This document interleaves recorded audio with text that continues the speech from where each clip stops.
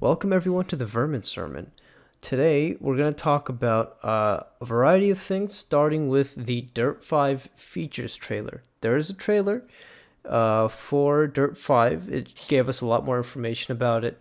It dropped pretty recently, and I'll be honest, I wasn't expecting much because honestly, I'm not a massive fan of the Dirt games. It's just not something that you know, really look forward to whenever a game comes out. I played a little bit of Dirt 4, but I just didn't keep playing. I just couldn't.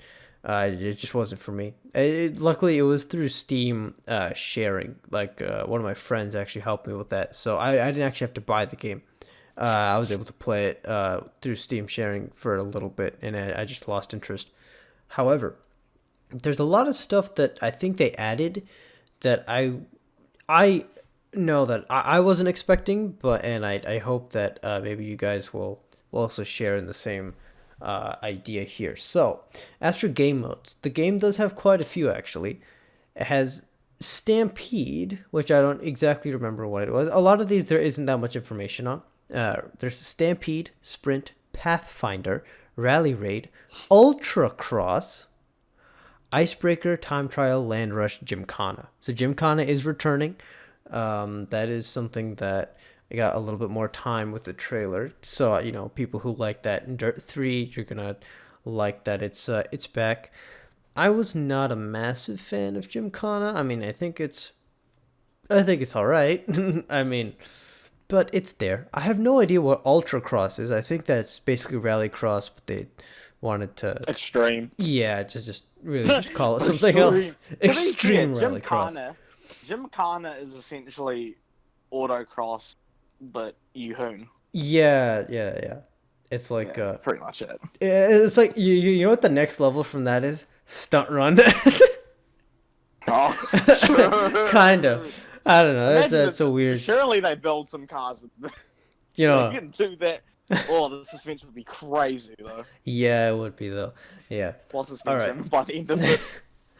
Exactly. Um, there is a bit of car variety too. You have 80s rally, you have 90s rally, pre-runners, super light, unlimited, which I think is just basically like in Forza, you basically pick to choose any class that you want in a race. So I don't really know. I don't really think that means that there are cars exclusive to that class. I just think that means all of the classes put together if you want to. Whatever. Modern rally, rally GT, rally cross, cross raid, cross raid. Classic rally, sprint, Formula off road, and last but not least, rock bouncer. Some interesting Formula off-road. Formula off road. That was a term that the US fans of WRC used during the Group B era. Oh, Because okay. some of the cars push like 700, 800 horsepower Yeah, when yeah. they're off-road. But wouldn't that Buttons fit these in one with cars. 80s rally? Yeah, like that would just be I yeah, it think. would just be like Group B. Yeah, so I Yeah, but so, as that is a that's weird interesting. name. What does that mean? Yeah. Also rock bouncer. I mean, I guess it's just like really large vehicles for basically like rock climbing in cars, because that is a thing. Also cross raid. Um, that's also a little interesting. Like the thing is, I expected basically everything of Dirt 5. Like, oh, it's a new Dirt game, cool. A couple new features, couple new things, better graphics, whatever. Game comes out, works well mechanically, ships it, and like basically just the all around decent game. But now I'm curious. Now I'm curious. So there will be a livery editor, and if I remember correctly, there wasn't one in previous games. Am I right about that? I don't completely remember if there's a livery editor in 3 or 4. Oh, there isn't in 3 and in 4 there isn't.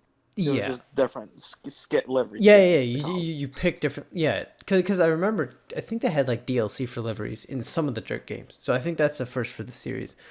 Um, there are also some online modes that are exclusive to online multiplayer. So there are some that are shared across both of whatever. But you have King, which is probably going to be very similar to the way King was in Forza.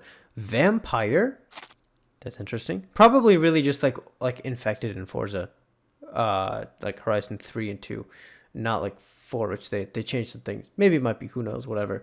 And transporter, uh, kinda not so sure what that means, what transporter mode is going to be like, but it's going to be there. And honestly, here's the thing: the fact that they're telling us what the online exclusive modes are and the other online modes means that they care and are aware that having a robust online multiplayer is important. So I think that this game will be supported, and there's also other evidence of that too. When talking about its live service thing, which I think we went over a little bit some episodes ago. It's gonna have up to 4-player local co-op. Why more games don't do this, I have no idea. I really don't. Um, well, actually, I could. There is one aspect of it. It is hard demanding on hardware to have 4 people playing something at the same time. And so I assume that for last generation, you'd have to just make things, or I guess in this generation, because we're still not into next gen, things that have to be extremely ugly to keep it under 30, to keep it at 30 frames, or even like 60 frames if possible. Because I mean, or you have the frame rate. That's usually what happens when you have 2-player split screen co-op. I remember because I was over at one of my guys' houses, and we were playing Star Wars Battlefront 2015, I want to say, on his PS4. It was just some of us, and I noticed that it was running at 30. And I think with the new hardware, they're really pushing it so much in terms of performance rather than graphics, so that you can have 4-player co-op, and it's not going to be a big deal with how things look and feel. So good on them for that. I wish more games had local co-op, because honestly, okay, personal side tangent. Me, when I'm hanging out with people, I'll do all the usual stuff, but I don't really like watching movies. I don't really like watching TV, right? And that's not. There's nothing wrong with those forms of media. It's just, for me personally, it's just not engaging. It's just not interesting to me. And what would happen if my friends came over? I'm like, all right, I boot up the PS2, and we play some games together. And we really can't do that nowadays as often. Can't do that as often.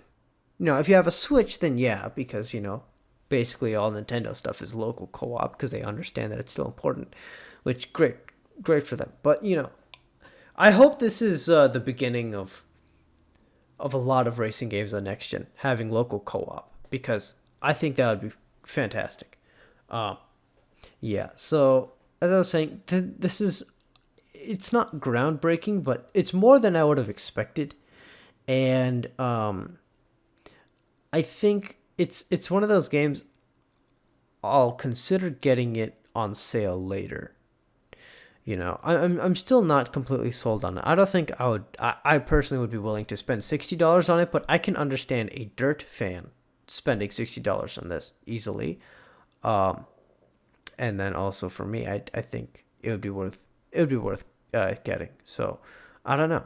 This trailer, I was really expecting to not really care, and that it's just a niche, a game for a niche crowd, which there's nothing wrong with. But now I am a little bit intrigued, and actually I want to know what you think about it so far and all that.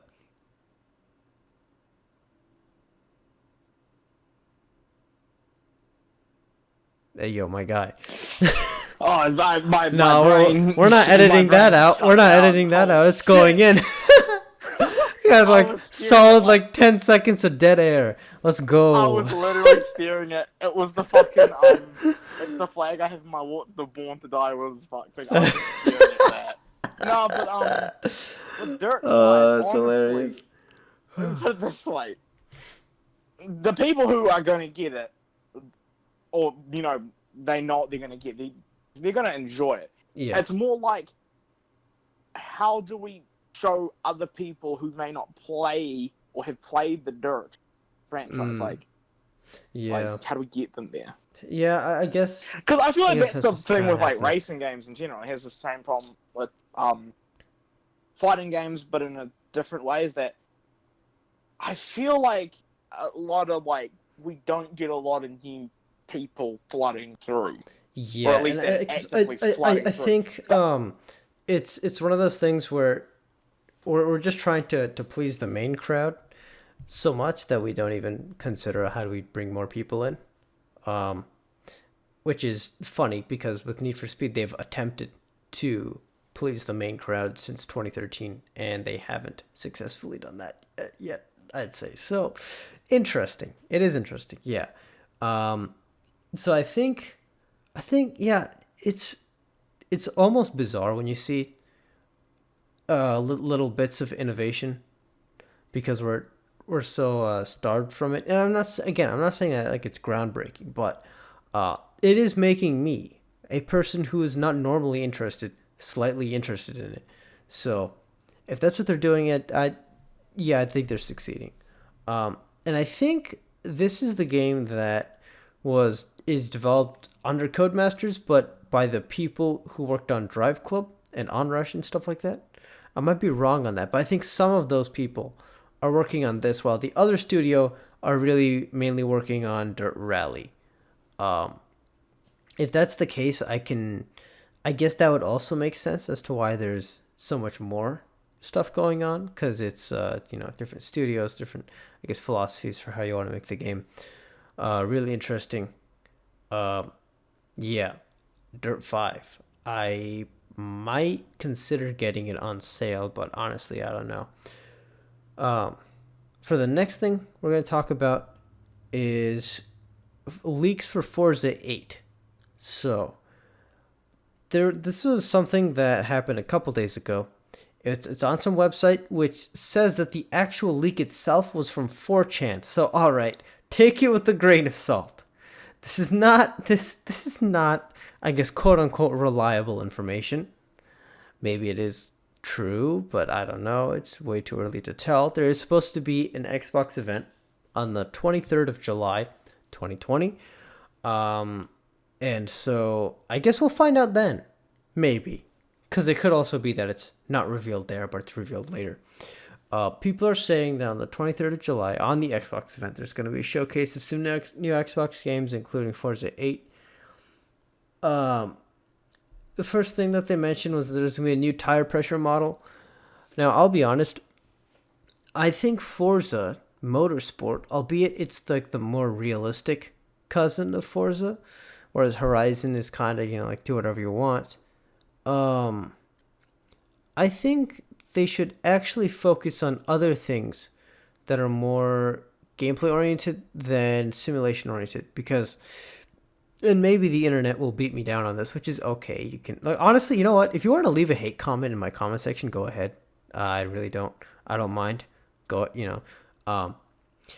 The thing about Forza with Motorsport, they're not that realistic to begin with. So it's like, Yeah. I appreciate you trying with this new tire pressure model and all the other stuff that I'm gonna get into, but I don't really think that's going to make a massive difference for me. I'm just being honest.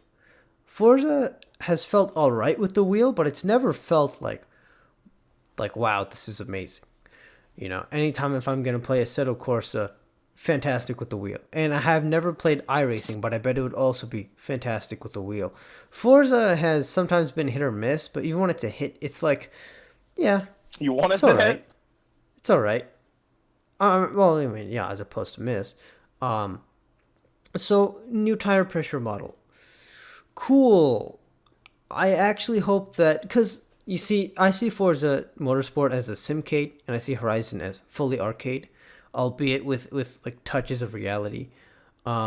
With Motorsport, what I think is going on is it's basically part sim and part game. Because nobody's gonna buy Assetto Corsa because of the story mode or because of the progression. That's not like it's more so a tool that can be enjoyed as if it's a game, whereas Forza 8 is more so a game that also resembles a tool, as in a simulator. So I'm thinking they should focus. They should. There actually are issues on the game side of things as well as on the sim side of things, and you should focus on. But I think you should primarily focus on the game side of things, right? With Forza 7, the homologation, I wasn't a fan. Actually, question: do you remember what the homologation was like? because I don't actually remember if you played Forza 7. No, I Um, never played 7. So yeah, I I played think 7. Yeah, so. fair enough. Fair enough. No, never. Um, Fair enough. Or did I mess up a lot? uh, uh, I'll say, like if you got it on sale, good on you, because it wasn't terrible, um, but the homologation would be great in principle, but terrible in execution. Basically, every car is separated into a class. So like maybe you'll have sport compact cars, or you have like something like that, whatever.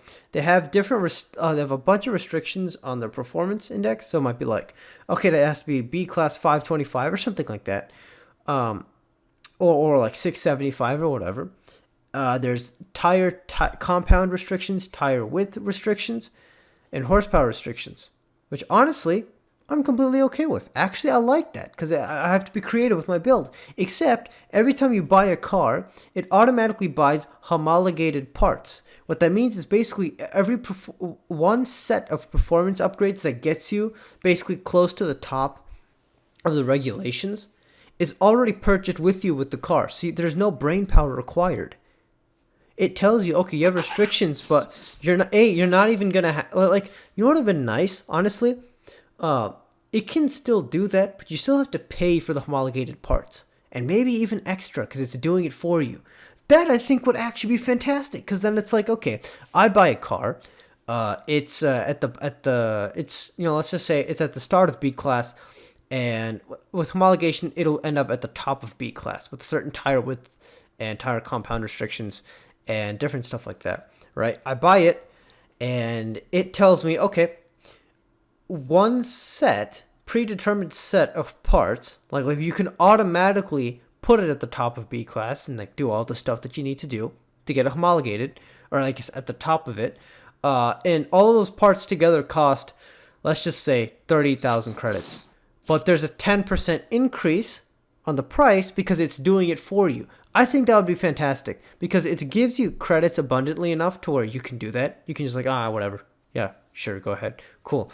But it also incentivizes you to like, hey, I'm not going to do that. I want to pick the parts individually and try to build my own car the way I want to, right?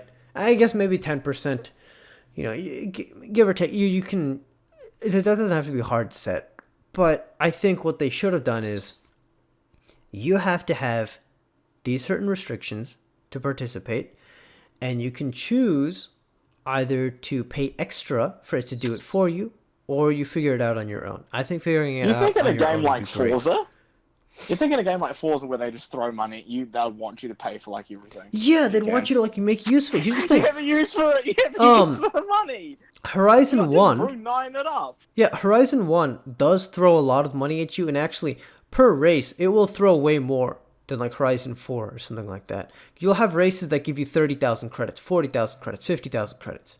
A long race that gives you 100,000 credits. You have races that give you a lot of money, but you don't have wheel spins, you don't have businesses. What this means is the money that you get is a lot, but you earn it. The money you get in Horizon 4, you don't earn it. The reason why it feels so artificial and so weird and so progressionless is because I'm not even doing anything. I'm just getting money. Like, if you're going to shower me with credits, at least let it be so that it's because of what I did in terms of, like, my actions. I want to be the one earning it, not just getting it. And then you can make the argument, but with businesses, okay, fair enough. Fair enough. You do have to buy the businesses, which are extremely cheap, considering how much profit you can get out of them. But with wheel spins, I just don't get it. You know what would be a really interesting idea? It would definitely, it wouldn't really be an E-rated game anymore. You go to a casino, and there you get wheel spins, and you always have to pay for them. And you can get like a negative wheel spin, like, you lose 30,000 credits. Wouldn't that be sick? Or you know what? Not even that. Wheel spins, they're completely optional. You don't have to use them at all ever, but you might land on something that'll take away your credits, or even worse, take away your car. And I guess that wouldn't be too bad if you had a tune saved up. So it'd be really diabolical is It takes away your car and your tune and removes it from the Forza marketplace if you put it up for download. That would just be evil. Man, that would be real evil. But I kind of miss cruelty in games. yeah, me too. Honestly, like a midnight like, club I've where been you just playing, lose like- your car in a wager race. I like that's that. classic. I like the cruelty. Yeah, It's like you committed to the pink slip, and now you Yeah. fumbled it, and now Yeah. you're carless. like yeah, precisely. And I also like that if you did, because I remember on like my first playthrough when I was really really bad at the game, I did end up losing my car, and I went back to it with another car, and I saw my car, but it was customized differently. So that gave it personality in the game. Like they programmed it so that if you lose your car to a pink slip, somebody else has it now, and it shows that they have it because they changed how it looks.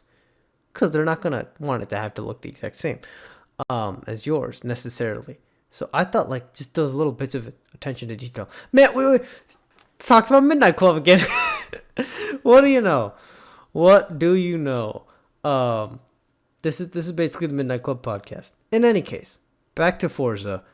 I think they should have wheel spins where they take away stuff from you as an option. Maybe even don't make the wheel spins optional necessarily, but make it a world difficult.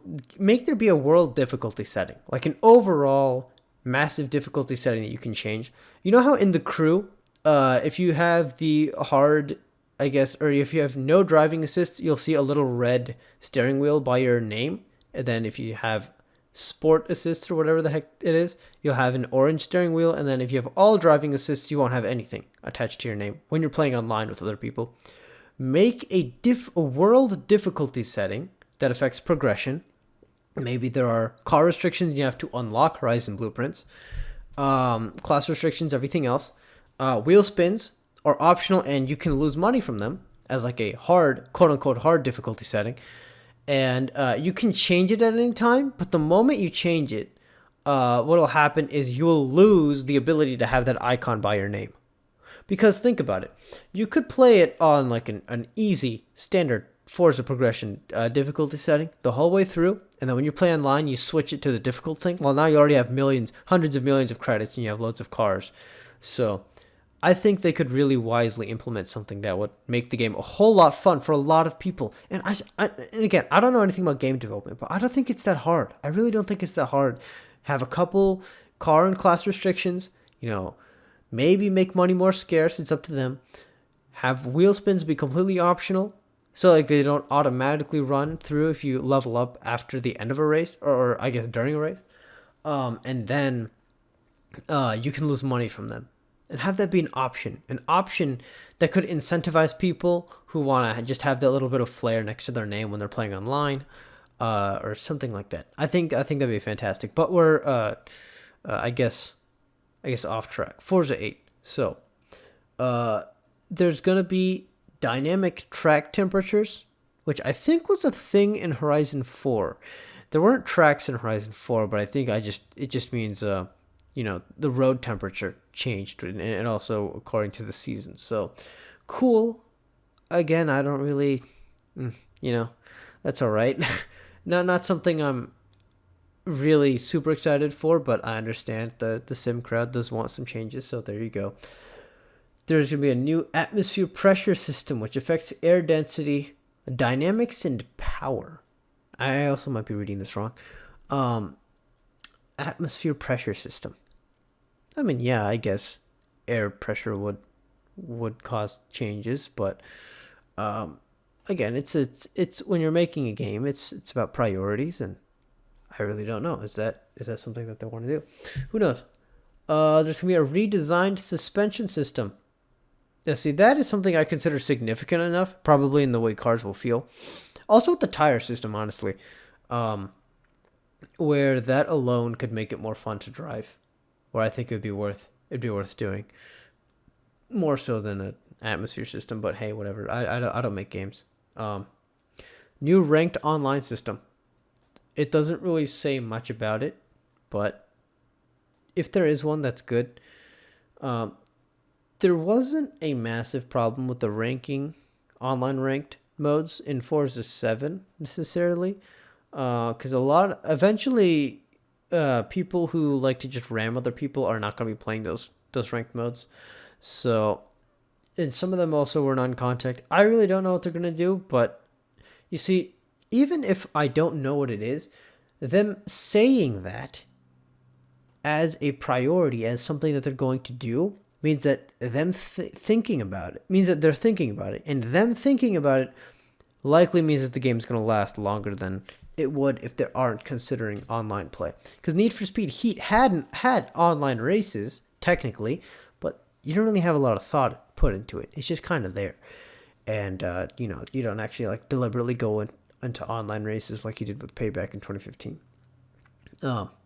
So new online rank system, I'm all for that. New online ghosting system, which is an improvement to what was added in Forza 7. So I really hope, honestly, just ghost people for the first corner, please, of every race. It's really annoying when you're racing and all of a sudden, basically, you're playing Burnout all of a sudden for the first corner, and then it goes back to Forza afterwards. Especially detrimental in like 24-player lobbies, which is interesting because I bet more people would be happy with 8-player lobbies than a 24-player lobby where there's just absolute complete anarchy.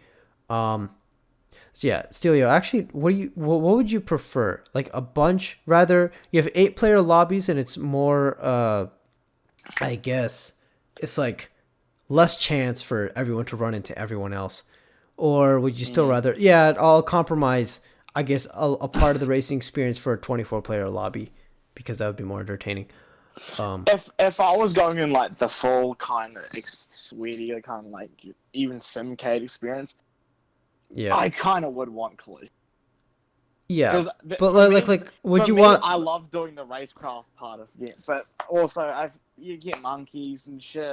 I'm gonna ask you a question. God. I'm gonna be very blunt and very honest. Are you high right now? No. I was asking you, would you rather have lobbies with 8 people or 24? And you told me why you'd want collisions in a racing game.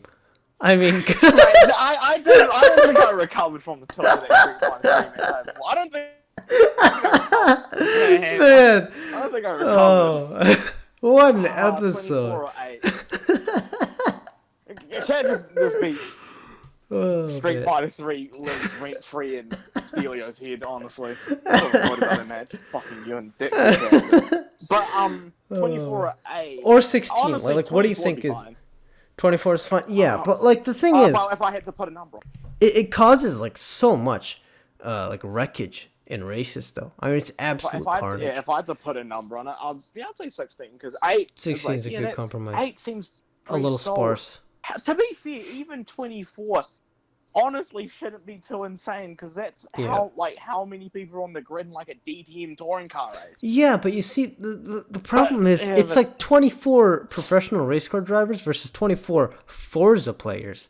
Now we're talking about something, right? So that's again with the massive pileups that almost always happen when you're racing online. However, I will say this: if any one of you is listening to this and you're interested in Forza 7 for whatever reason, or like let me say this. I would consider, if you have spare time, to try to go online in Forza 7 in a normal hopper, because at this point it's been so far past the point where the average casual audience is left and the people who actually want to race and have a good time are left. So that means it's actually not that hard anymore to find a lobby where you don't get punted into a wall. It's actually, I don't even know if I said that correctly. That's the good example of, like, we're not bringing new players. I guess that's the good end of it. We're not going to get the monkeys. They're going to unga bunga. Like, they might even brake check at the start of the race. Like, it's like, okay, thank you. Dumb fuck. Yeah, so I remember I went back to Forza 7 for whatever reason, just for the heck of it, and I did actually end up having a good time online.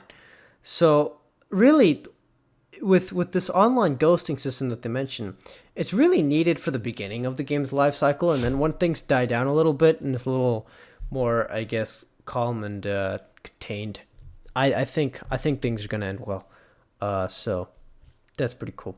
It says that some tracks will have full day and night cycles, which, I'm gonna be honest, why wouldn't they? But sure, cool. Although that is odd, because GT Sport and Forza 7, they don't.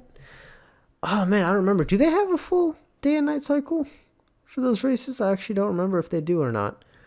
Which is also odd, because why wouldn't they?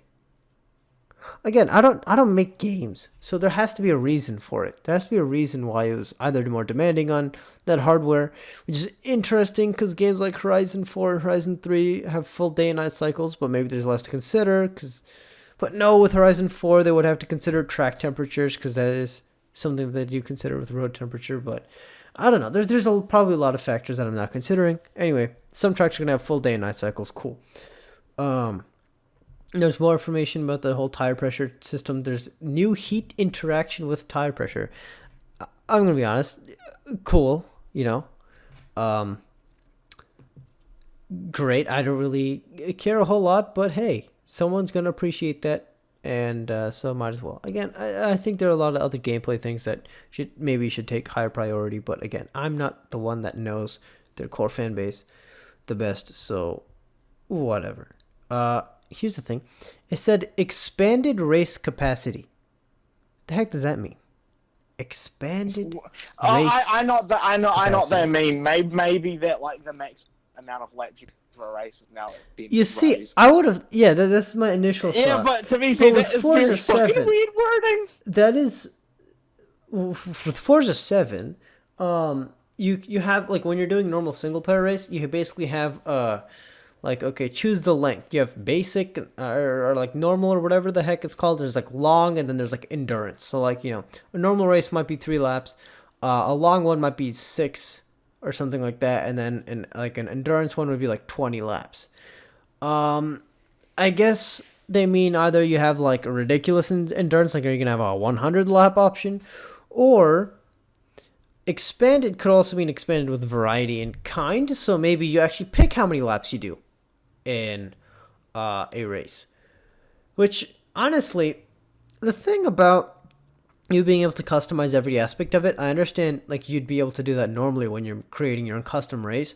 When you're doing that in the single player, right? Yeah, customization is good, but at what cost? It doesn't feel realistic anymore because now you're setting up the event. You're not like a participant of it.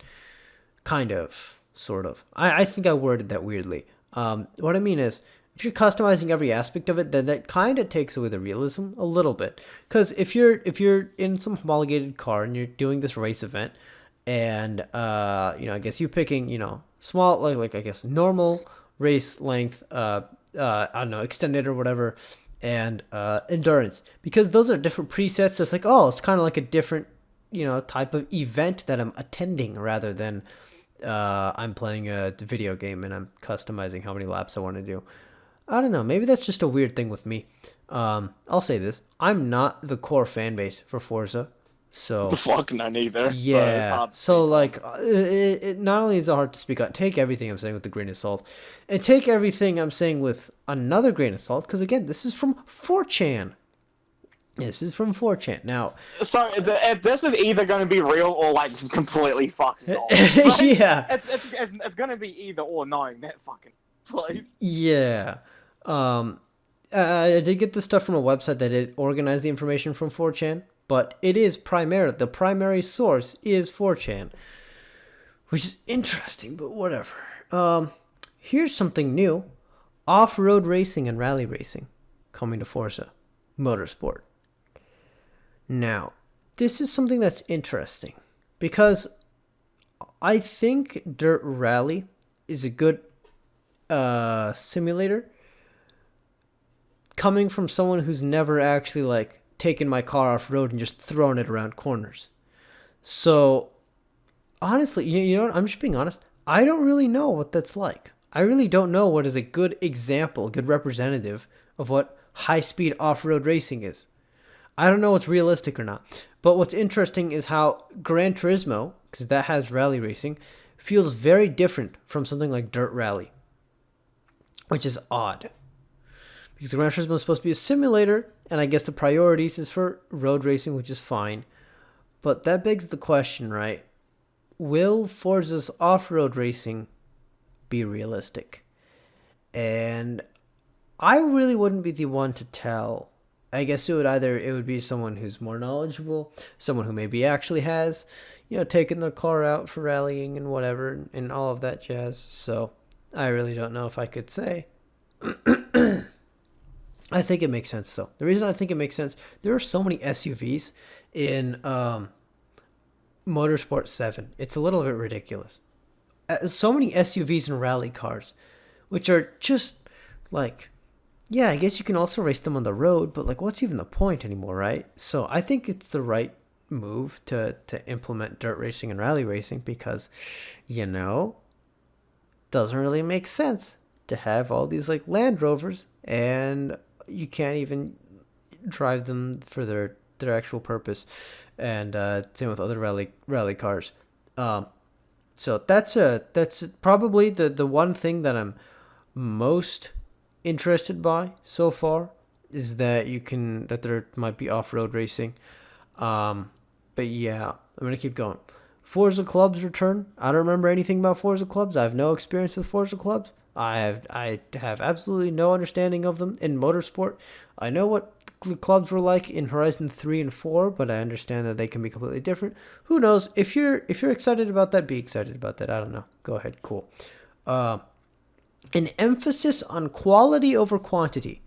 Now, this is interesting. You see, back when I would say Horizon 2 came out, maybe Horizon 2, maybe Motorsport 5 and 6, somewhere around that time, when Gran Turismo 6 came out, and the Forza games that came out around that time, I always considered Gran Turismo quantity over quality, and Forza to be quality over quantity. There are less cars, but you're not going to have as many duplicates. You're not going to have silhouette interiors. You're not going to have PS2 car models. Granted, some of them are just imported from the 360 era and then just, made in higher resolution. Whatever. So the thing is, it's kind of changed to be the opposite now. When Gran Turismo Sport came out, they're like, okay, we're going to be quality over quantity. We're going to have great car sounds. Because again, Gran Turismo 6, right? I know I'm jumping all over the place, but Gran Turismo 6, a ton of cars, loads of duplicates, basically duplicates, slightly different variants of cars. Bad car models for a lot of them.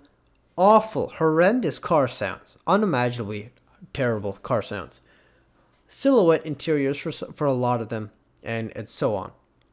And GT Sport says, okay, we're going to redesign the car sounds so that they sound really good. Interiors and the exteriors of the car models and everything, all of that stuff is going to be redone and done really well. And it will be quality over quantity. And then Forza became quantity over quality. A ton of cars, some really confusing sounds, car sounds. Some of them are great, but then some of them are just copied and pasted, which is really the real sign of quantity over quality. And they just keep on adding cars, which is great because you're adding something, but how much worth is it, right? How useful or how valuable is adding a single car to a game that already has 600 of them or 700 of them? It's 1/700th the value. So Forza, it's so interesting because Gran Turismo was quantity over quality and Forza was quality over quantity, and then they swapped, and now they're going to be swapping again, apparently, because according to this lad on 4chan, there's going to be emphasis on quality over quantity, and that could ring true with Gran Turismo again, because GT7 was announced and revealed and all of that stuff. And if it's a full-fledged Gran Turismo game, maybe there will be tons of cars. Who knows? That's all up in the air. I don't know. But I hope there is an emphasis on quality over quantity. Because here's the thing. It is unrealistic to expect that anyone would experience a significant portion of the 700 or so cars that there are in a Forza game. Like, am I right or am I wrong? Some Because fucking some number, that's people, insane. actually, no. Some of my friends actually have a full garage in Horizon 4, which means they would have almost every car, maybe with some duplicates. So I guess there are some people that would make use of a lot of them. But I bet a lot of them that they haven't actually driven, they just have in their garage. That's a possibility, and just for collection's sake, so whatever. But I just don't know. Like, I would much rather you add a couple new cars that came out, but don't even add any other old cars. Just fix them up, right? Just give me some decent sounds, please. Just make, I don't want to hear the same engine sound copied and pasted across 8 different vehicles from 8 different manufacturers, because that's just not real life. And again, the same thing with Gran Turismo. Gran Turismo did that, and they also had horrible car sounds. So yeah, but they fixed that up. Maybe this is Forza. Maybe that's kind of the cycle of like, we're getting good at something, and then you kind of like lose track of what's going on, and then you come back to your senses. And I think maybe that's what this is. But I will say this: I think Forza motorsport is not in a terrible place. I again, like I was talking about with Forza 7, you can play online in it and not have a terrible time. And they did add a lot of things within updates, and there are a lot of different types of online hoppers you can join. I wish they had user created lobbies. I might just make a dedicated video on user created lobbies and why I think they're important. But whatever. Um, Here's something that's interesting. There's going to be a career mode overhaul with an emphasis on story. That's what the leak says. So, there might be a type of a story mode. But you know what frightens me? You know what absolutely terrifies me? Quote, will be similar to Need for Speed story. End quote. That terrifies me. I don't want to, I think we were talking about this earlier. Like, how could they implement something that's similar to a Need for Speed story and have it be like that? I have no idea what's going to happen with that. So, um, I, are you going to have the FIA? They're corrupt now, and you have to do races Oh against them. no, I have no man! Of idea. all things that for, oh, ooh, I really hope that's fake. Woo! Oh Yeah, man, of all but of, oh, well, I actually didn't finish the quote. To a Need for Speed story with character cinematics. So, is it gonna be character cinematics like Horizon 4, where you pick a guy and he's in your car and that's it, or character cinematics like Need for Speed Heat? You pick a character and you customize them, and then they show up and they speak and they do things. That's just. I both want to applaud them, but I'm also really scared because it can end quite disastrously. So who knows? Um, Back to some good news. There's going to be a season type of live service like there is in Forza Horizon 4, apparently. So that's cool. Live service is great. And the developers are aiming for 4K 120 frames per second. You know what's interesting? Don't a lot of people have like 60 hertz televisions? Or am I crazy? I'm or gonna. like 40 or 60. Yeah, you see, Yeah. I'm gonna look it up because here's the thing.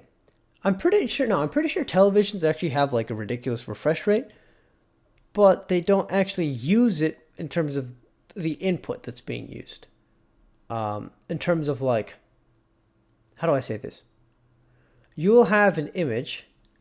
The computer, like if you hook up a computer with a normal cable, it's not gonna give you a high refresh rate. It's gonna read out in 60, but the screen itself refreshes constantly, so that eliminates some artifacts, but you're not actually getting the full experience of a high refresh rate monitor in a TV. So I'm gonna look up 240 hertz TV, and yeah, those exist. Those definitely exist. So provided, 240 or 60. but like the thing is, I'm gonna hook up my computer to it, and it's gonna read 60 likely. I doubt a TV is gonna have a display port, but hey, who knows? Whatever. And I guess, hey, HDMI 2 can also supports higher frame rates. So I'm wondering how much of that is going to really be used. Are they going to have to really do something crazy? Um, or is it more like it's sick? It's really actually 60, but certain artifacts are eliminated by the fact that the TV is refreshing at a rate that's really fast. No, I mean, okay, they mean frames per second, so that means like render rate, right? So the graphics card is rendering 120 frames per second. So, but that's just gonna be so funny if a bunch of people are like, "Oh man, 120 frames per second," and they hook it up to a 60 hertz TV or monitor. I just think that's gonna be hilarious. Well, one of my friends, he was looking at laptops and different desktop computers, and he's not like super duper well knowledgeable about this stuff. He's learning, and I was like, hey, did you if you play games like CS:GO or something like that a lot, you're probably gonna want a high refresh rate monitor. And he's like, what do you mean high refresh rate monitor or screen? And then I was kind of explaining things like, wait, on my screen though, it says like in the top corner like 200 frames per second, like when he's playing CS:GO. Like, okay, but is the screen on which you're actually playing the game refreshing itself fast enough so you can actually see the difference? And then we checked it, and he was playing it on a 60 hertz panel the whole time. Yo, And then the only things he said was, "That is depressing." pain. Oh man, yeah. You see, here's the thing. A lot of people were also discussing whether or not next gen games are going to be, what's it called, 120 frames, and other stuff like that. It was on Twitter, and someone was like, man, all these first of all, there are a lot of PC nerds and PC Master Race people like going after him. You're pathetic. Just stop. That's just disgusting. Like, what are you, 5? No, you're a self-respecting grown-up is not gonna argue over the internet over whether or not which piece of plastic I think is the best for playing a game on. Like, I'll be honest. I'll tell you, I'm really, really happy with my Switch Lite, and I'm really, really happy with my computer. But that I don't care, because ultimately it doesn't matter, right? So there are people like going after him, which is again pathetic and sad. But there was someone else who was on his side, but the way he said was like, man, all these PC nerds talking about your thing, but can their PC handle 120 frames per second? And here's the thing that baffles my mind. I don't think, and I understand, I hope I'm not accused of doing what it is I was just reprimanding, of like, going against console players, right? Again, I'll say this. It's your choice. It's completely your choice, and I think if anyone is bothering you about that, they're pathetic. But there's something you guys should know. You see, having a high refresh rate isn't something like, oh yeah, it has this. Not quite. You see, you take an indie game. Let's take Rogue Legacy. You can play that on your PS4. It's capped at 60. Actually, okay, that might be a bad example because I don't remember if the gameplay itself, if the rate at which the game plays is tied to frame rate. Well, let's just pick something else. Some indie game on a PS4 that's capped at 60 because the game, like either through monitor technology or through the cable output of the system itself, it will not reach higher than 60. But it has the potential to reach a much, much higher frame rate, depending on graphics card and your CPU. It's graphics card, it's CPU. Well, not really graphics card, it's APU. Whatever. You get the point, right? It's a rate. It's a speed, right? And you can compromise certain things to get that speed. So someone's saying like, oh, can your PC handle 120 frames per second? What do you mean handle? Do you mean, is it capable of outputting that? Which, if you have a graphics card that's relatively modern, then yes. Now, can you play a game that looks nice at that frame rate? That's another question. But also, nice according to who? When you're playing a console game, it's just stuck like that. When you're playing a game on PC, if I'm getting rid of settings or I'm reducing settings that I don't personally care about, that I don't focus on, that I don't really pay attention a whole lot to, and I'm getting a higher frame rate, then who cares, right? I'm the one playing the game, right?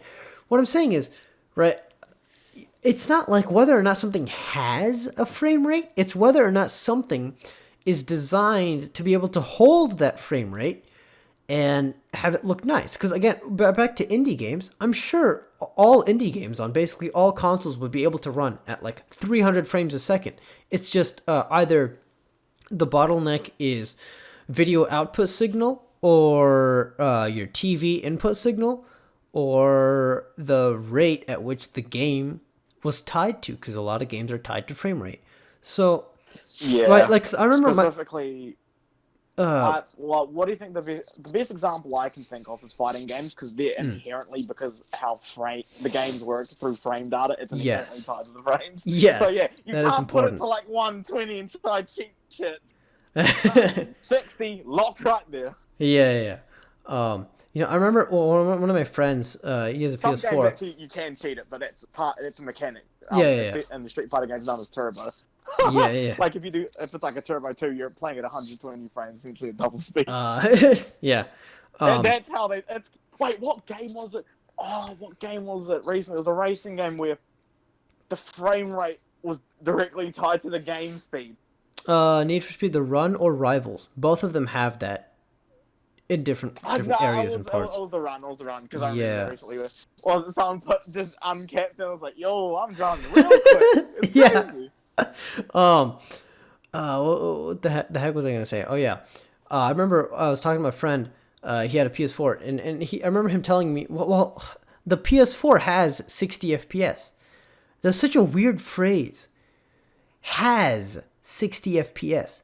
You mean some games are designed by the developers with their idea of how much visual fidelity they want to compromise is locked at 60. Because you know what also has 60 FPS? The NES. The NES does. It's the first Mario game, or Super Mario Brothers. I guess not technically the first, because you'd have to go to arcades, whatever. You get what I'm saying? Super Mario Brothers. I think that ran at 60, if I remember correctly. Yeah. So, like, it's not... The SNES can run at 60, yeah. Yeah. That's why it was specifically for Street Fighter 2. It was like revolutionary to run at 60. Because even the arcade couldn't.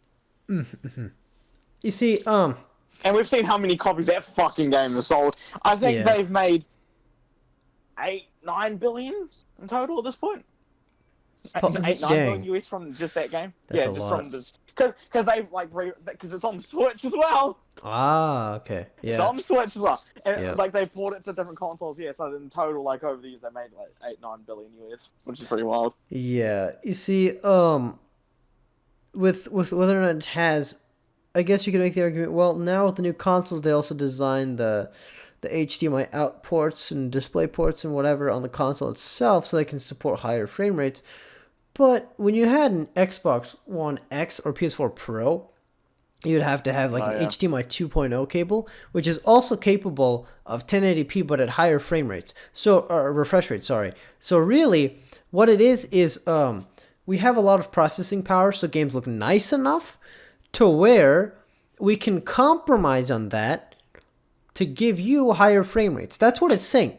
Like, it's just so weird. I don't know why it's so weird to me. It's just so bizarre to me. Like, oh, it has this frame rate. I don't know. That's just a weird little nitpicky thing. But, it's like, not really. Like you see, that's like saying, I was going to say, like, oh, my car has 120 miles per hour.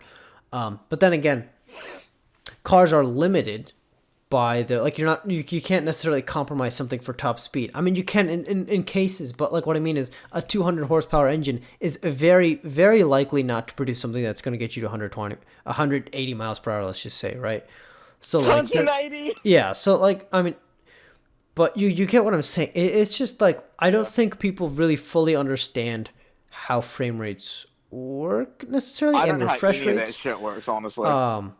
It's very bizarre, actually. With graphics, there's a back buffer and like a front buffer, I think, for a graphics card. So while it puts something up to the screen, it's rendering the other thing, and then it pushes things to the other buffer. And then VSync, having it on or off, or NVIDIA's Fast Sync or G-Sync, they do different things with the different buffers, and I think one of them includes a third one in the middle. Really complicated stuff, but whatever. We're close to the end here, and I want to go off a brief minor topic, real quick. I guess we should have had more time so they can really expand on this. But how we got into gaming.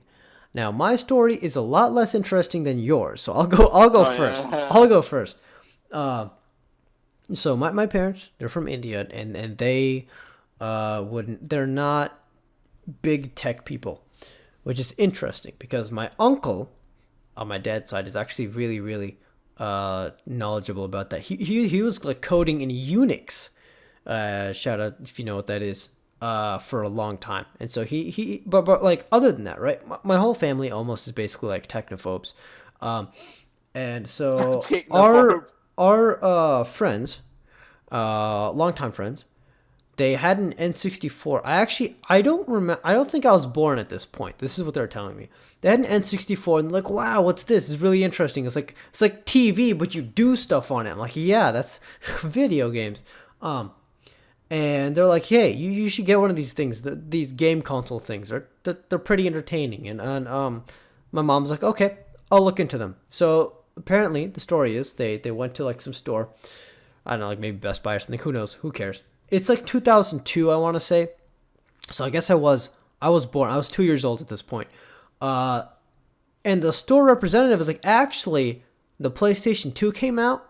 And that's pretty interesting. You see, because like my mom wouldn't have known what game consoles exist, except like, you know, if you're only experienced with gaming, it's like, oh, look at this thing. It's called a Nintendo 64. Okay, we got to get our hands on one. But the guy, he was saying, okay, actually you should get a PS2 because it's newer. And then also, you know, it's really popular and a lot of people like it. And, you know, graphics, whatever, yada, yada, whatever. Lo and behold, we got a PS2 for better or for worse. Because honestly, I think I would have really appreciated growing up with an N64 as well, like Mario 64. Because despite the game's, you know, finicky controls here and there, I still really enjoy it. I mean, like through emulators and whatnot. And so, regardless of that, yeah, we got a PS2, and that opened the can of worms known as Need for Speed. But the first game I ever played actually was Spy Hunter 2. It's interesting. It was made by Angel Studios, which was, hint, hint, Midnight Club people before they became Rockstar San Diego. Either before or during or in the middle of, or like the dev team was split, whatever, I don't know. But some of the same people, I think, worked on that and then also on Midnight Club, which is interesting because the two hardest games I can ever think of playing are Midnight Club 2 and Spy Hunter 2. And then like the stars align, I'm like, wait, they're made by the same people. Yeah, Spy Hunter 2 is incredibly difficult. I was able to beat Midnight Club 2 and on How Hard Can It Be 9, but Spy Hunter 2? Ruthless game. Ruthless game. And I guess it does have it requires a different skill set. Because Midnight Club 2 is map knowledge and racing, whereas Spy Hunter 2 is weird. You're in a car, but you're also trying to shoot things. Because you have machine guns mounted to the side of your car. Shout out 187 Ride or Die. Yeah, If anyone's watching this knows what their game is. Yeah. But no, Spy Hunter. Yeah, that's let's try that. Yeah, Spy Hunter 2 is the first game I ever played. My first ever memory of it, I think I was like 3 years old. I like tried to drive and steer at the same time, and I couldn't, and I got really frustrated. And then I don't remember anything until a few years later. That was my first experience with video games. What do you know? All right, so your story is pretty interesting. My one's weird as fuck. Yeah. Like, yeah, no, to be fair, it's not the first time playing games, but I'll say it's the first time, like, I got my, like, I guess right? tell both. Because, like, the first memory I can remember was, seeing game was, I was watching my brother play, Street Fighter Alpha. But the first time I ever played it, I was at, and it's the same cousin again, you'll tell the story later on. Yeah. So he had a PS2. He got like the silver, fat, the OG, and he had Underground 1. Yes. I remember playing. I'm like, yo, I was like 3. Yeah. What? I'm around when I was 4. So this cousin goes to jail on like real wild charges. And one thing he said is he left the PS2 to me. So. Yep. through my cousin going to jail is how I got my first console and how the rabbit hole started. Because my dad, because we got Underground 1 and 2 with that game. I think San Andreas was there, and I may not have played it when I was young. Mum didn't even know. But then I got taking all that, and then it was like the rabbit hole, and then I looked towards older games, and I was like, oh, these are great. Graphics are a bit weird, but these are great. And it's kind of like with my nephews now, because I've been playing games with them and like teaching them some games, like teaching them because they're quite good at racing. Nephews have some talent in them, but I refined it. I told them why things work, but in a way they'll understand, like lines. Yeah. And I noticed it's crazy. We're taking lines now. Hey, get you boys trained up. Yeah. But my one is like through a cousin going to jail. Yeah, got my first console. Yeah. And the lead up to us getting it was like real strange because there was like the repossession company was like repossessing shit, and like that he said like that they might try to just repossess the PS2. The repo man's gonna take your PS2. I'm like, man, what? Yeah, especially when I was young, I didn't understand what I was like, huh? Free PS2 though? Yeah. Crazy. Yeah, but because I wanted a console, but my mom was against it. Yeah. And my dad, being someone who'd hang out at arcades for hours younger, and even had he had a fucking SNES, but it wasn't really. He got it, but our younger cousin would use it for games. So like, that dad was OG gamer. He was down with it. Mom's was not. Didn't really understand it. Yeah, I can see that. Yeah. She even wasn't understanding when we had the PS2. When she found out, we didn't even tell her. That's another key part. We didn't tell her we got it. We hid that shit. She'll be gone and be like, yeah, we'll play split screen Underground 2. Yeah. Oh, I remember, and I always remember this one redeeming thing. He figured it out. I didn't get it because I was 4. 4 or 5 gave me a break. But in Underground 2, remember to unlock the first era called Harder, you need your card at a certain star level? Yes, I think so. See, as a kid, and with the family I grew up in, I had a 180 just with a simple, like, a very, like, a tier 1 kit. And just, like, black with, like, a slight, like, think of, like, think of, like, Hot Boy style. That's essentially what I had. Yeah. So, I didn't know you had to reach, like, 6 stars visual, which means you had to make the car look like dog shit. Complete trash. So I never knew. I was like, found every single secret race. I still didn't know. My dad was like looking it up. Yeah. And hit down. Oh, that's crazy. It tells you exactly what you have to do. So yeah, he and because I was as a kid, I was like, no. I was like annoyed. Like I don't want to have to make my car look bad. Right? Yeah. I don't want to have to. With me, what we did was we bought a spare slot. Crash the car out, bile, and then bang. Yeah, you see, I never the outrun. When you get this unique part. Yeah. I didn't kind of know about that until later when I saw like back in the day, game manual guides. They were so yes. I never had many of those.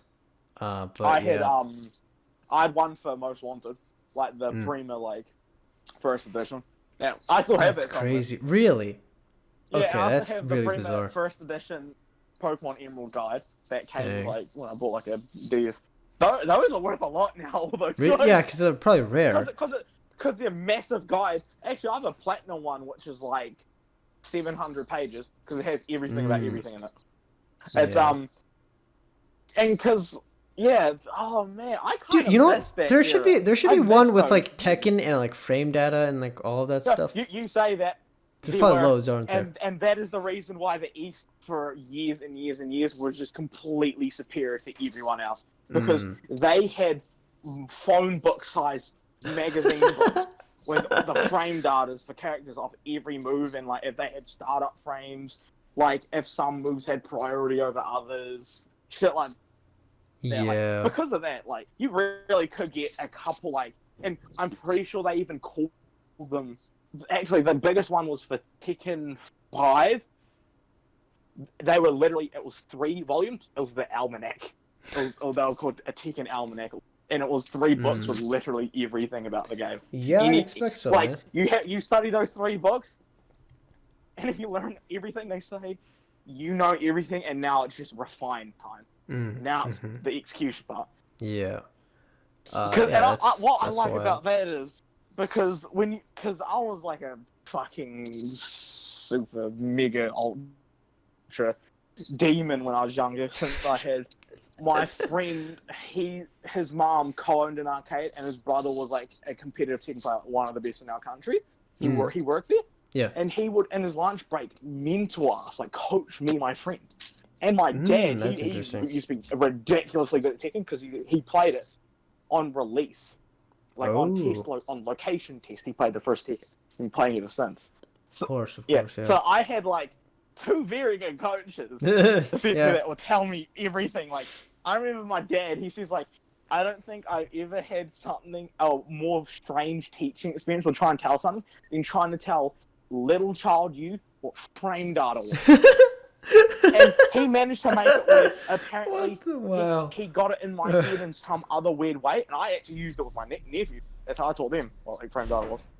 And because of that, I was like insane as a kid. Yeah, like, imagine even, like, if you understand like frame data. You know, my thing young, was, my thing was is that I'm sick, but then I'll like look up online and see like footage from like Green Arcade, like Korea's largest one and shit, and I'm like, holy fuck, that's the top level, mate. It's ridiculous if that's the case. Like, it was that moment of I really don't know anything.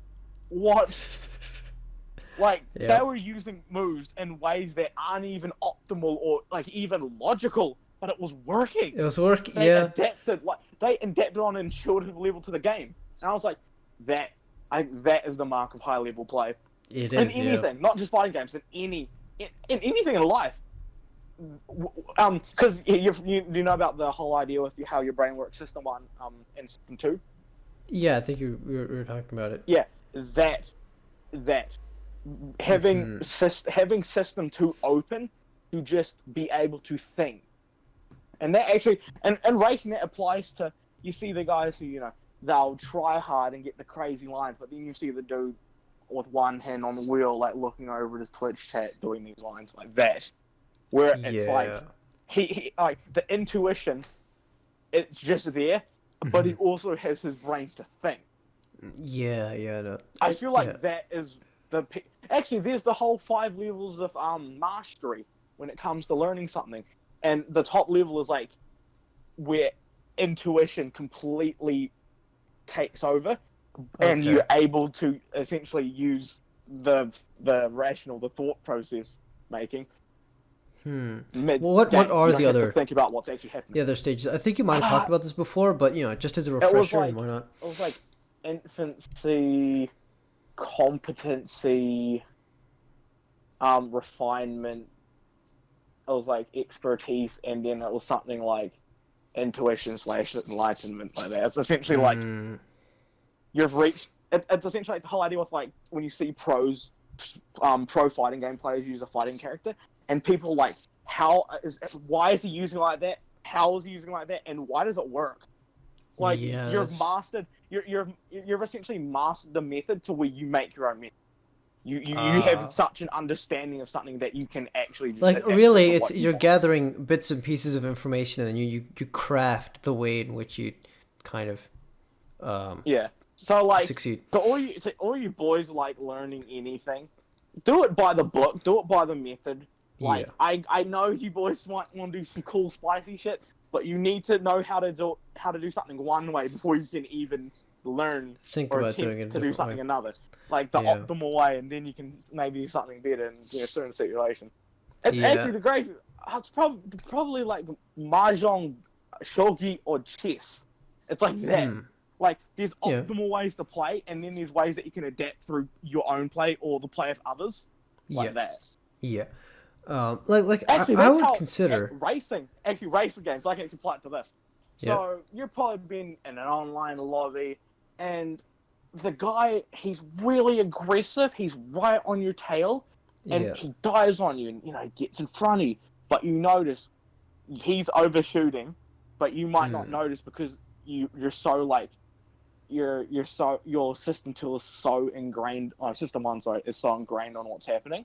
Yeah. That you aren't realizing you are doing it too, and to actually beat out their overzealous moves from him, all Yeah. you have to do is if anything, break earlier and just be more patient. He'll overshoot and you'll get the optimal line. Yeah. Yeah.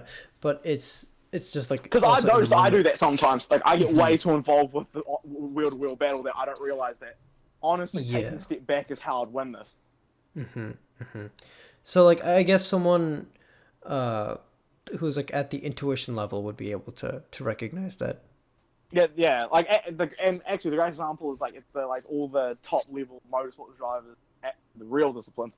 They're known to be the ones who like almost drive on pure feeling and are able to adapt the brain to in variables like the tires there's less tread on tires, less grip, so they slowly adapt their line so that they can stay optimal.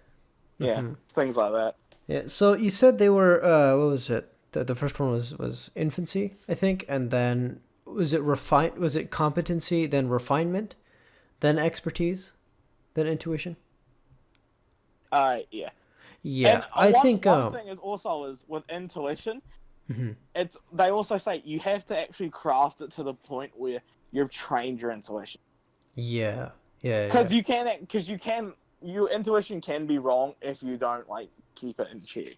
Like there's been a shit ton of times in matches in like Tekken or Street Fighter where we're both one hit, and my intuition is like, oh, do this. When reality, if I just thought a little longer, I would have been like stop system 2 in my brain. You pause. That's literally one of the worst options you could pick for this situation. Go that one. That works. Sometimes I catch myself and I win. Sometimes I don't. It's like I literally as I put the button and however many 20 frames, 26 fifths of a second. Even before that happens, I know just as I hear the click, I made the arcade stick. I made the wrong fucking decision. Even before the animation's finished or even done anything, I just know I've made the wrong decision. Yeah. I'm like, hey, no. Yeah. And just waiting for it to end. Yeah. Like I would consider myself at I'm probably at competency level with Forza. But with Need for Speed, Huracan drifting, I think I'm not quite an expertise. I would not call myself an expert by any means, but I'm closer to that than refinement. To be fair, closer to that than refinement. When it comes to the 5 levels, is you do need a basis to judge it off. Like, I guess. I feel that since you were kind of getting the best Huracan drift scores, you might be the standard for top. The fifth fucking I would not, because I bet there are still people like crazy people out there. Because here's the thing, right? Like, it still took me a long time to be able to predict whether or not, okay, I'm gonna end up like quote unquote locking up and not being able to initiate a drift for the next like half second. Like that took a while to figure out and everything like that. I mean, and not figure out, but like predict and then like what's the next move I make before that happens? You know what I'm saying? Yeah. I like the idea of the Huracan that. Even though I was one of the founders of that shit, I love the idea that there's someone better out there than me. That means there is. That means they found something with it that I didn't. Yeah, there definitely is people. But you know what I noticed, right? It's so volatile with how it handles. But you know what I actually think the truth is? It's not. Here's a good question. Yeah. Is there anything you would say you've achieved that 5th level in? Interesting. Interesting question. Honestly, I think I'm getting almost close to there when it comes to study habits with school and everything. I think I'm getting somewhere close. I'm definitely not at intuition level yet. To be fair, I'm with in. studying, I could probably say I'm intuition level. Like my marks are insane. I fucking sum Yeah. class a lot of the time. Yeah. Like I think I like found the perfect spot, at least for me, and it worked. Yeah, you see, I think everyone can reach intuition level for themselves because people operate differently and they expend energy differently, and so yeah. But when it yeah, comes to a task, like say gaming, there is like I Let's see. honestly I don't really I'd say quite I'm think. intuition. I'd say I'm like intuition level, dude. Yeah. Because I remember I was doing some like extreme stage like tourneys with like the like best players in the world, and I was like beating them. Dang. Yeah. Like and I'll say the intuition is I didn't even have to concentrate on the driving. I would literally just be driving and I'd be looking at the rear view just the whole time, not even looking at the road, because I'd be like, I'll be like, he's going around the outside. What I can do is I can swing outwards so it blocks off that angle, but since the front's there, he can't dive on the inside either. Yeah. You see, like I literally got to use my entire brain just to focus on the like, guy behind or in front of me. Yes. It's a weird feeling though. Yeah, it is. One thing I'll say, one thing I noticed about Need for Speed 2015 and its physics, I actually don't consider any part of anything volatile. It's just more like there are more cases where it's harder or easier to predict what's going to happen, but I think it is predictable. You know what I'm saying? Yeah, it is predictable. Because you can look at like a patch of road and think something will happen, and either A, B, or C, and then you adjust accordingly. 2015, the actual era when it was like the contemporary. Mm-hmm. That was my whole thing. I'm like, it's not like unpredictable, volatile. It's just not. It's and I said there's like risk. You have to calculate. No one is approaching it correctly. They're thinking of this as a car. It doesn't fucking drive like one. That's why you're slow. You're still trying to approach it like normal lines like a car. No. No, it's not. Some cars have insanely different lines because of how they handle. Yes, they do. Like one line that works for this might not work for that. 100%. Like you need to know the differences. And if you're as a sweaty fucking gremlin as I am, you write down tunes for specific race. Yeah. You literally have optimal tunes. Optimal. The best you can find for just one race. I did that all the time. That's why people are like, yo, how the hell are you 3 seconds quick? I'm like, mate, tune means everything. Yeah. And that was one thing with the RSR. No one ever tuned it, like, specifically for races. When you did that car was vile. It was. Because that car was vile with no tune. It already, you know what happens when you actually tune it to a race? I remember I tuned the the fastest car in peak performance. Yeah, it was the 240Z. At least my opinion. Or how I felt. I'll say though, that car's volatile as fuck. That car's driving on ice. But the thing is, it's driving on ice and that you're cornering and you're not losing speed. It's not really necessarily volatile. It's more like there's like a higher risk factor really. It's execution based. Yeah. If you're not good with it, if you're not on point, it fucking sucks. Yeah, I remember in some. I will say, it's not the end all be all.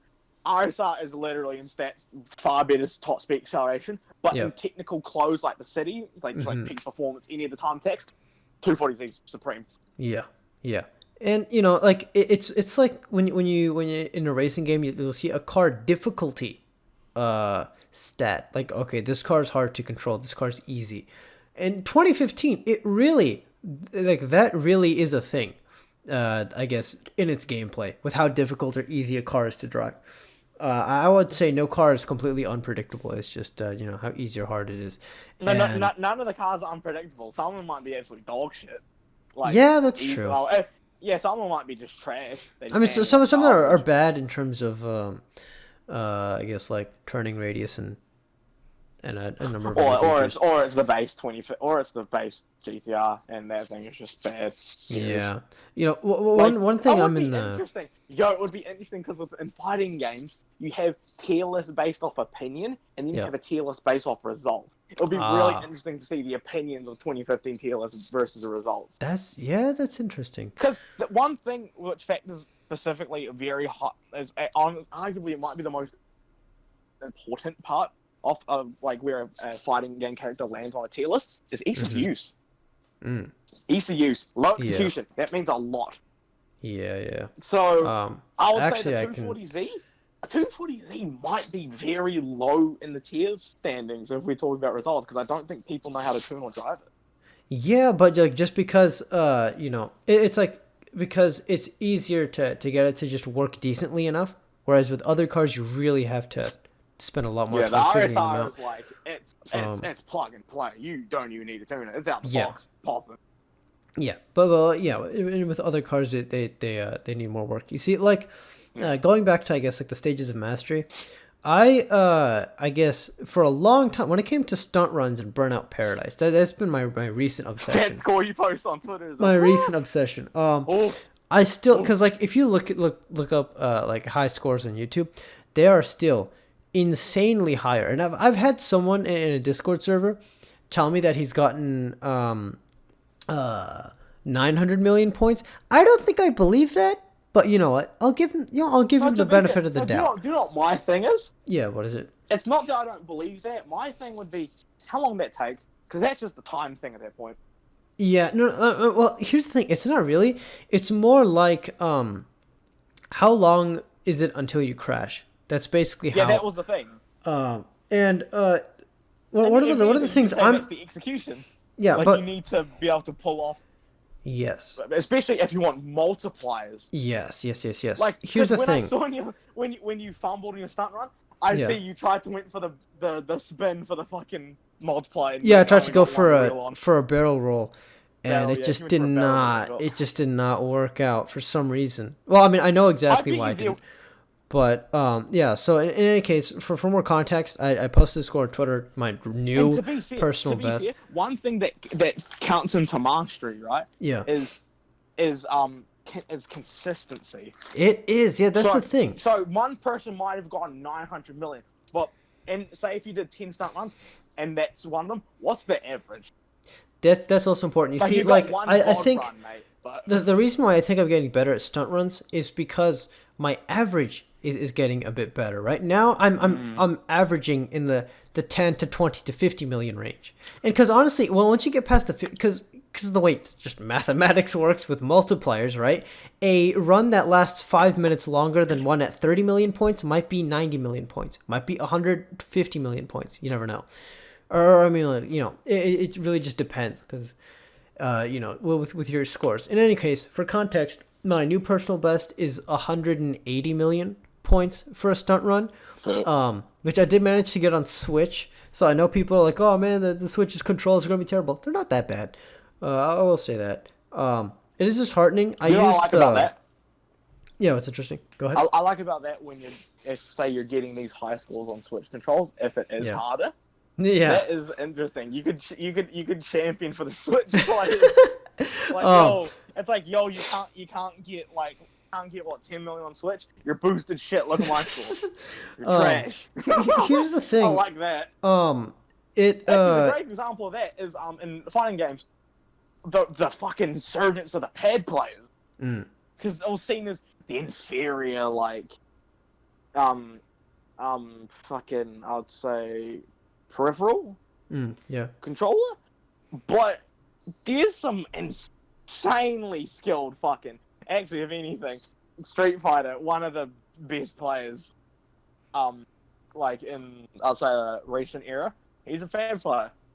And funny enough, the reason why he picked up pad is it showed it was him when he was 14, he entered a contest to win a fighting stick and he lost. So he said, no, I'm just committing to pad now. And yeah, then he won Evo. Well, there you go.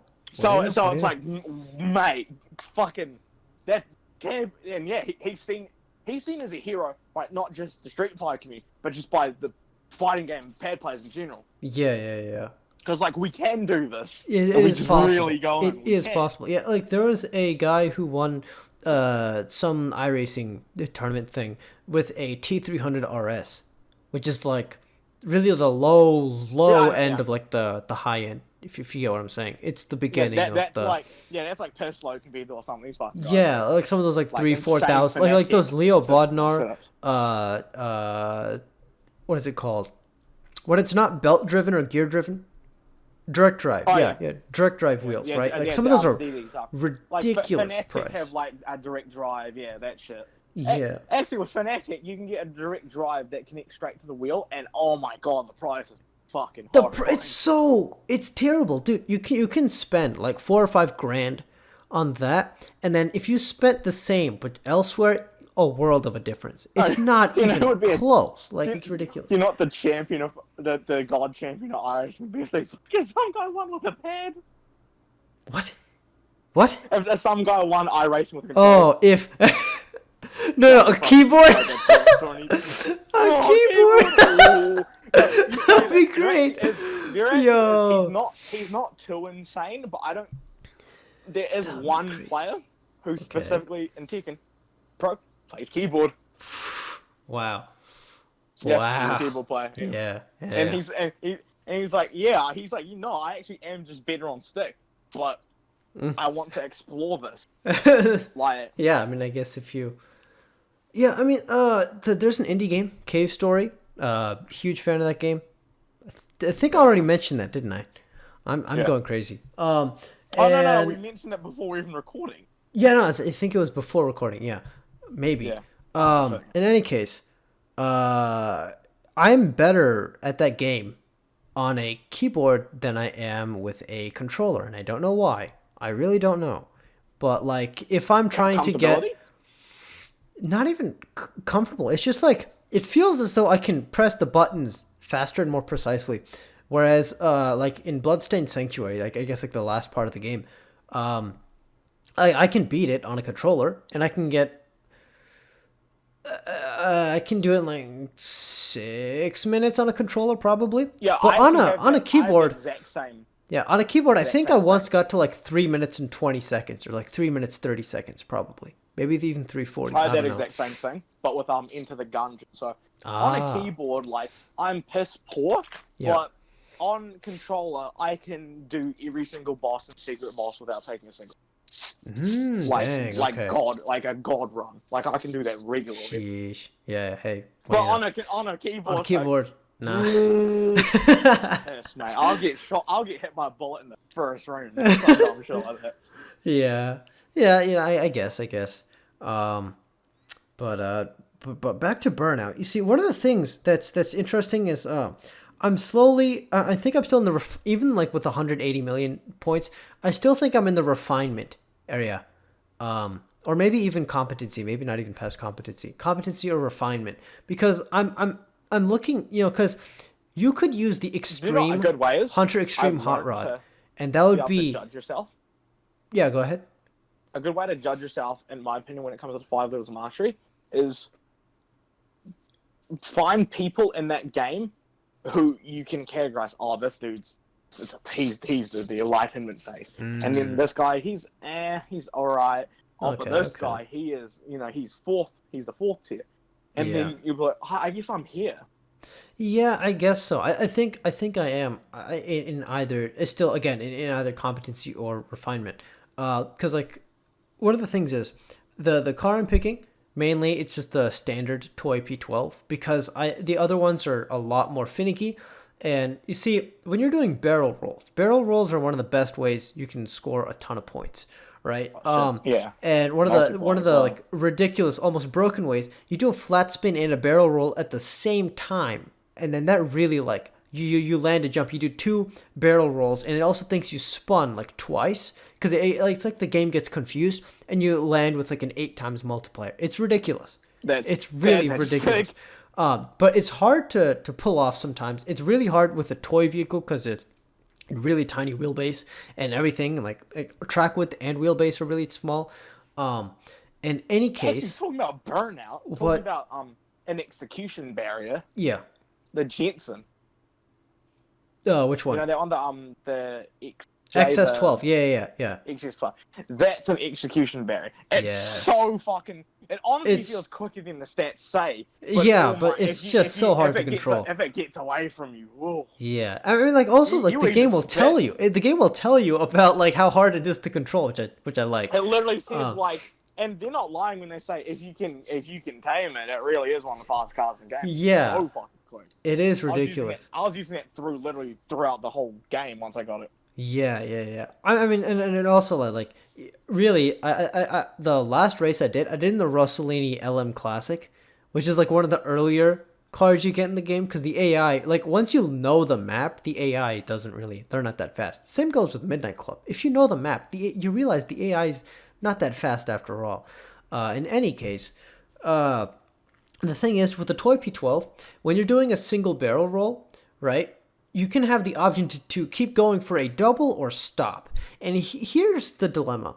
If your car has so much angular momentum, when you try to stop it, it will keep tilting. Normally, with a lot of cars in the game, they will keep tilting. But because they tilt, but now at a much slower rate, it results in you crashing. So what you should have done is fully commit to a double barrel roll, or sometimes to a triple. Because you can do a double off of a jump, and then you stop it, and it still slightly tilts. With the Toy P12, it's very stable, in that single barrel rolls are really easy to manage. So long as your car doesn't have ridiculous angular momentum, because of the way you hit the jump, you can get it, and then like be safe with it. Basically, lower risk, but still decent reward. But I still can't...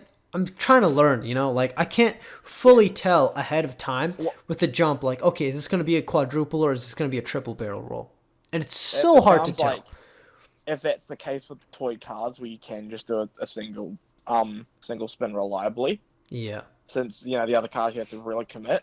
I'll say that some of the toy cars are like this, some of the normal cars are like this, and some of the others are completely not like it. Like, it's per car. Those cars...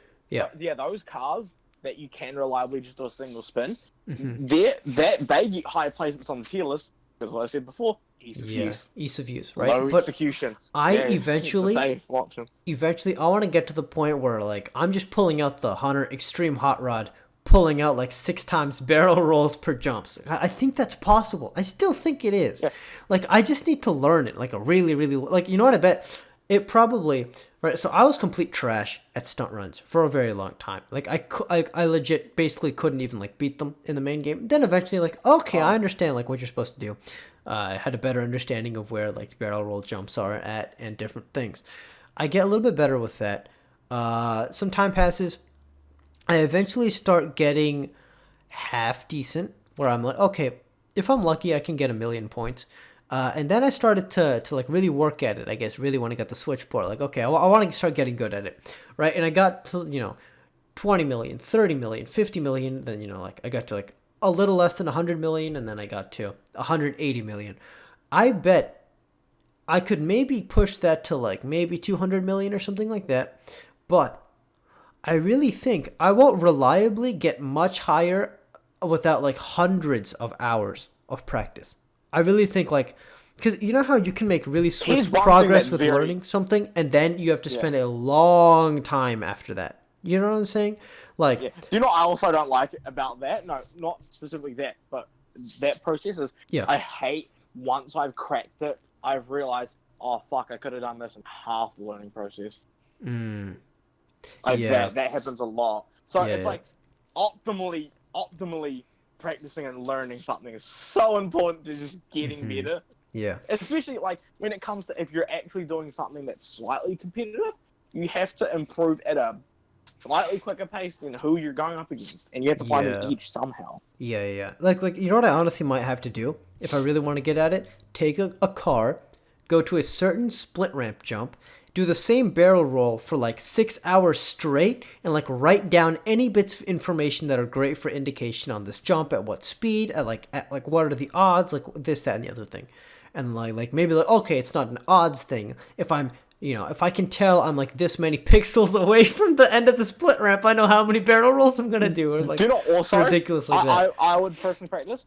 Yeah. If specifically, if it's a ramp where you might enter it, say, from the left side or the right side. That is extremely important. What the maximum amount of points you can get, and then figure out what is the maximum amount of points I can get reliably. Yeah, you see, I'm already almost good with reliably with the Toy P12, really reliable. You can do single, like even you can do doubles, and then like just be fine. It's not gonna have enough angular momentum to keep like spinning. And also like flat spin jumps, flat spin barrel rolls and everything. Those are half reliable with the car. the thing is, what you said about like if you're too much to the left or to the right, there's some jumps are massive, and you end up not on the road or the area designated as drivable road, which results in a crash, which means you lose. Ooh. So it's very, very like, there are a lot of places I'm slowly like memorizing, like, okay, this jump, I need to be careful. But what I noticed, I saw a YouTube video, some guy doing a stunt run. He used the flying toy P12, or I guess the P88 special, which I would really have to use on my desktop computer with the mod that gives it the original weight, because the weight of it is heavier on Switch, which is so annoying because I can't really use that. I mean, I can't practice it that well. I have to either use it on my desktop. There's two different versions. If that became a competitive thing, yeah, it would become like P88 and in brackets Switch or P88 console PC. Or actually, no. What it is P88 modded or P88 remastered. That's the difference, because PC on remastered has the same weight as it does on Switch, same on PS4, same on the Xbox One. The difference is on PC, you can mod it to give it its original weight back, right? And I talked about this on my review. Interesting. You know what that reminds me of? Yeah, go ahead. It reminds me of, but in a different way, how they had different times in speed runs for, say, like Mario Kart or whatever. Yeah. For PAL and NTC. Yeah. Because one's at 50 and the other's at 60, isn't it? Actually, and this was the Sonic games gave this breakthrough for the speedrun community. Yeah. There was one speedrun that was way faster, but they realized it's the loading times. They were quicker for him.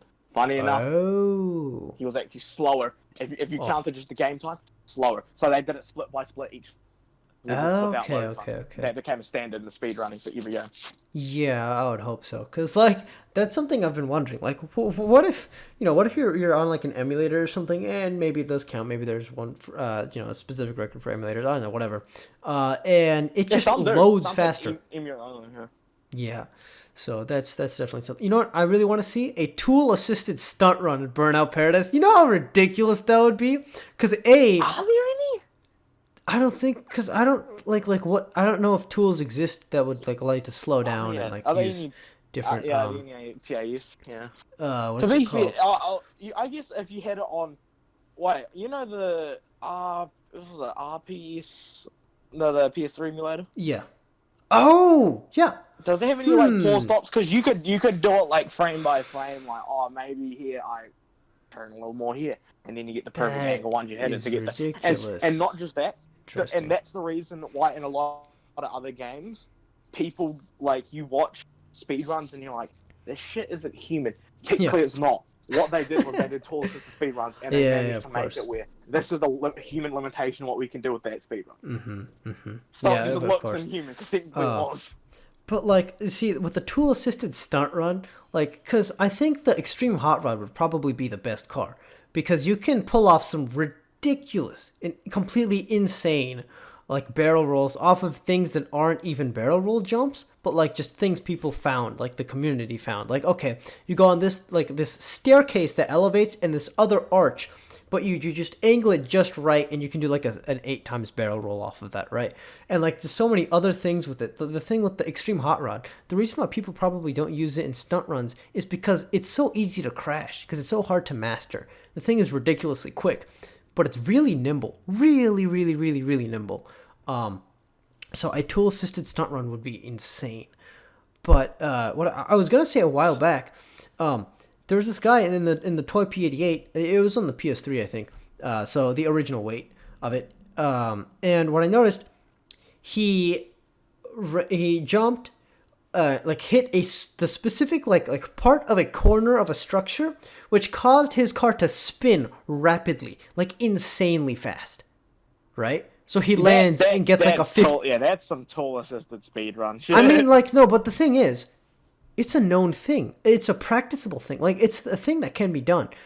I haven't actually ever managed to do it successfuly, but I think it's possible. Like, because tool-assisted speedrun shit in the way that I bet you there's a way where if you take it at an even different angle, it spins quicker. Yeah, that's probably but you know what I noticed? No, it definitely wasn't tool assisted because he had like 4 or 5 times he attempted it, and maybe Like if he attempted it 6 times, I'm not saying then it's all four of the 4 of the 6 times he would get it right, and then the other You know two what he I would like just about hit that? it and just fall. You Yeah, know what I like about that? yeah, It's essentially that is something that seems like it would be a tool-assisted thing someone would find, and then they figure out if they can actually do it by human. yeah, That's what that sounds like to me. yeah. And that's fascinating that they just found that. Yeah, they did. And Like, there's a way what you the can. fuck else is what else is lurking out there that a TAS could Exactly. find? And it's one of those things. You can also do that with split ramps where you do barrel rolls, where you flat spin at a certain area. You don't actually do a barrel roll, but you just flat spin ridiculously quick. And someone was showing that off in a Discord server, and like, whoa, how the heck? And then that's actually Secret like a really Discord team. no, that's like, oh, that's been known forever. So like it's been around for a while, right? Like all these like different like unique little techniques. Really, the thing is, can you master it? Can you master it? And I think like you see right now I'm getting like I did get 180 million whatever stunt run score. I think I might be able to increase that for a bit, but I don't think I'll get to a massive number unless I spend a ton of hours like perfecting every little bit of it. And I don't really think I'd be able to And do also, that. when it comes to something like as finicky as that, Yeah. what's really important is that you're practicing it correctly. You're practicing it great, correctly. very good Perfect example of practice that. makes perfect. So there's a move there's a lot of moves in Tekken, right? But this is like the most famous example of it. It's forward, down, down, forward, which is essentially diagonal, like down, right. Yeah. And then you press 2, or it would be YA or triangle. And if you just frame it where it's forward, neutral, down, down, forward, and once the down forward hits, it's timed to 1/60th of a second. With 2, you get a better version of that attack, which is known as it has electricity around it. Known instead of from a wind godfist, it becomes an electric wind god. And there's a shit ton of properties about it that makes it disturbing and insane if you can get it. If you don't, let me put it this way: if you just get wind godfist, you can get launch punished by a lot of characters. If you get the electric, fucking shit out of luck, mate. That's just free turn for you, mate. It's just free. Yeah. And one of my friends, he learned it completely wrong. He was wondering why I couldn't do it. He learned it wrong. I had to like he untaught himself, and then I like taught him. Oh man, yeah, like that's another thing I'm afraid of. Like, what if I'm learning like certain things wrong? That would be horrible. That's a huge fear of mine. Yeah. Huge fucking fear.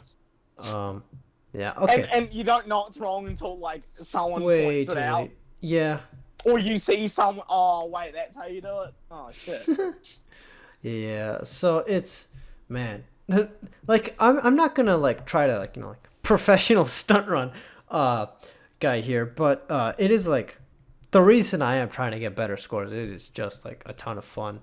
But yeah, it's interesting. Like at first it might seem like kind of like a mindless thing, like, oh, you just pull off stunts. But there's so much like more depth to it than I would have imagined. Like in my head while I'm driving by at the highest levels, you have to like calculate risk. Nothing is truly mindless. Like you have to truly mindless yeah, at the highest level. Yeah, that's true. But like you have to calculate risk on the fly. Like, okay, if I take this route and head to this jump, there's a higher chance that I'd end up crashing than there is that I get a really great jump. Not just that, at the highest level, where everything is, calculated, and you see something where that's fucking weird, but they're doing it, and it seems to work. Why is that happens a lot when I see stuff. I'm like, that is completely unoptimal. But you're going crazy. It works. Why? Like that happens a lot. Yeah, actually, I'd imagine. I think the greatest example of that for like would probably be the hurricane. What is that? What is that thing? Yeah. It's wild. I remember that. I was going through with Rat. Oh shit! Oh god! I wish I didn't get. I wish I didn't delete that Reddit account because I'll probably find them and shout them out. Yeah. I might try find one of the Reddit like tournaments because that was like that was amazing because everyone was sharing ideas of what was good and what was. Yeah. And Like I think that's me and always like him, really interesting. we did a thing. We said like we'll take this half of the cars and we'll try these weird, say different tunes, see if there's like anything Yeah. experimental.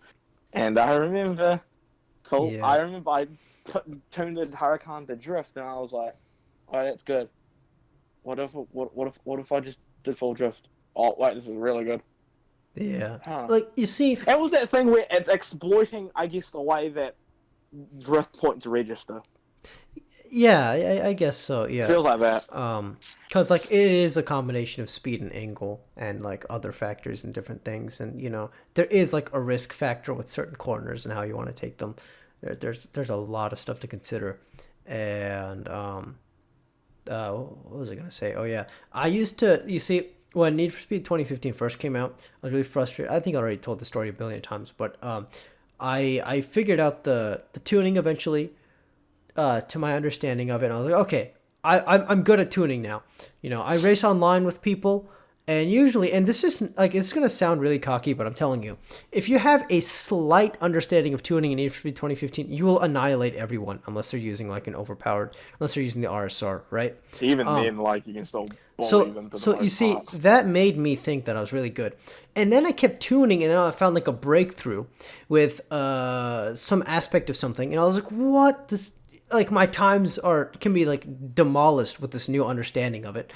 And then I thought I was good at tuning, and then like you figure out more stuff, and now I'm just like, It's I a will constant probably state of never fully learn it. I will probably never it's fully a learn it. constant. It's a constant. I'm good. Wait, I'm gooder. I'm better. Hell, it's like it Yeah, really hammers the fact that like we just don't fucking we shit. just don't know. And Yeah, yeah, it is. we just don't know. We just don't know. Yeah. You know what? I think that's a good way to end it I feel off. like We went. 2015 is a unique egg. It And is. I don't think it's even been. It's only been partly cracked. Yeah, yeah. Um, but in any case, we are 45 minutes past how long it was supposed to end at. But you know what? It was a great time. Vibing. It was a great time. Oh yeah. Yeah. So I Talk think about that's great. some You know what? genres, sweet parts. Hour and a half. A little extra, little bonus, for the vermin. There you go. More pain for the vermin. Yeah. Yeah. All right. So, guys, let us know what you want us to talk about in the next one. Go ahead and leave a comment. Tell us what you want us to talk about. And we will see you guys all in the next one.